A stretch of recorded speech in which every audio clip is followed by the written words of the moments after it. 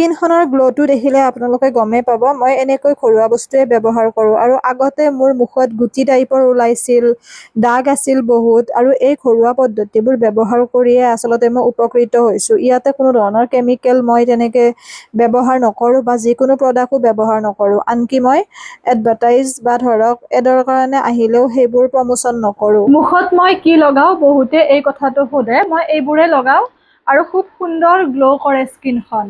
লগতে আপোনালোকৰ যদি দাগ আছে সেইবোৰো নোহোৱা কৰিব। যিকোনো প্ৰডাক্ট লগোৱাতকৈ এইবোৰ বস্তু আপোনালোকে ঘৰত ব্যৱহাৰ কৰিব, খুব ভাল ৰিজাল্ট পাব আৰু ইমান উজ্জ্বল হ'ব। লগতে যদি স্কিনখনত লেতেৰা আছে বা আপোনাৰ যদি দাগ আছে, একেবাৰে যদি গ্ল' নকৰা হৈছে, তেতিয়াহ'লে খুব ভাল ৰিজাল্ট এটা আপোনালোকে দেখিবলৈ পাব। এনেকৈ ব্যৱহাৰ কৰিব আৰু জনাব কি কি বস্তু আছে মই ক'ম। এয়া দেখিছেনে, আপোনালোকৰ যিমান পুৰণি দাগ হ'লেও নোহোৱা হ'ব, কিন্তু এদিনতে যে নোহোৱা হ'ব তেনেকুৱা কথা নহয়, অলপ টাইম লাগিব। যদি আপোনালোকৰো এনেকুৱা হৈছে, অনুজ্জ্বল দাগ আছে বা তেনেকুৱা ধৰণৰ ৰাপ হৈ গৈছে, এই বস্তুখিনি ব্যৱহাৰ কৰিব। ইয়াতে মই লৈছোঁ দৈ, ঘৰুৱা দৈ হ'লে ভাল। লগতে বেচন লৈছোঁ আৰু পিঠাগুড়ি মানে চাউলৰ গুড়ি, যিকোনো ভাত খোৱা চাউলৰ গুড়ি, খালি কেঁচা হ'ব লাগিব, ৰ'দত শুকুৱাই লোৱা আৰু ভাজি লোৱা হ'লে নহ'ব।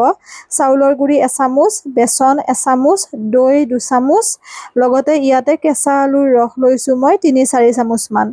এইখিনিয়ে বস্তু আৰু একো বস্তুৰ প্ৰয়োজন নাই। এই গোটেইখিনি বস্তু খুব ধুনীয়াকৈ পেষ্ট এটা বনাইছোঁ। মই অকণমান সৰহকৈ বনাওঁ কাৰণ যিহেতু সদায় ৰেডি কৰি থাকিবৰ কাৰণে অলপ অসুবিধা, সেইকাৰণে মই অকণমান সৰহকৈ বনাই ফ্ৰিজত ৰাখি দিওঁ। এনেকৈ খুব ধুনীয়াকৈ মাছাজ কৰাৰ নিচিনাকৈ লগাব।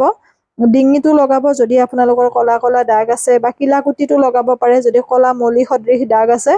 আপোনালোকে 3বাৰমান লগালেই ৰিজাল্টটো দেখিবলৈ পাব, খুব ভাল হয়। এয়া দেখিছে, এনেকৈ লগাই পেলাই আপোনালোকে 20 মিনিটমান সময় ৰাখিব আৰু তাৰপিছত ধুই দিব। স্কিন আৰু চুলিখিনি ঠিকে ৰাখিবৰ কাৰণে আমি পানী খোৱাটো অত্যন্ত জৰুৰী, কাৰণ পানী খালে আমাৰ স্কিন আৰু চুলিখিনি হাইড্ৰেট হৈ থাকে বা ৰাখে। ডক্তৰৰ পৰামৰ্শ এইখিনি, গতিকে পানী খাব, টোপনি ভালকৈ যাব, তেতিয়া চকুৰ গুৰি ক'লা নপৰে। কিন্তু মোৰ টোপনি ঠিক নাই, চকুটো অকণমান ৰঙাও হৈ আছে, তাৰমানে মোহাৰি দিছিলোঁ, ভুৰ ভাগিছিল, সেইবাবে সেইটো ইগন'ৰ কৰিব। এনেকৈ লগাব আৰু ৰিজাল্টটো কেনেকুৱা পালে মোক জনাব আপোনালোকে মাত্ৰ। যিকোনো প্ৰডাক্টবোৰ ব্যৱহাৰ কৰিলে কেতিয়াবা ভালতকৈ বেয়া হোৱা দেখা যায়, গতিকে যিমান পাৰি ঘৰুৱা নেচাৰেল বস্তু ব্যৱহাৰ কৰিব লাগে, সেইটো মোৰ মতামত স্কিন চুলি এইবোৰত। কাৰণ মোৰ স্কিনখন বা মোৰ চুলিখিনি যেনেকুৱা, আপোনাৰ স্কিনখন আৰু আপোনাৰ চুলিখিনিও ঠিক মোৰ বুলি মই ভাবিব লাগিব।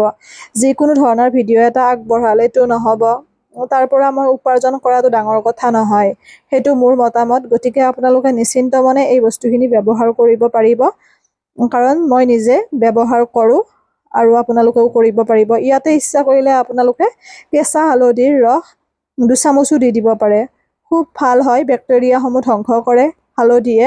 দেখিছে ৰিজাল্ট, এনেকৈ লগাওঁতে লগাওঁতে আচলতে স্কিনখনৰ গ্ল' আহিছে, এদিনতে যে আহিছে তেনেকুৱা নহয়। ধৈৰ্য ৰাখি খুব ধুনীয়াকৈ নিজৰ কাম কৰি যাব। এৰিছোঁ, পুনৰ নতুন ভিডিঅ'টোৱে লগ পাম। ভালে থাকিব, সুস্থ থাকিব, হাঁহি থাকিব।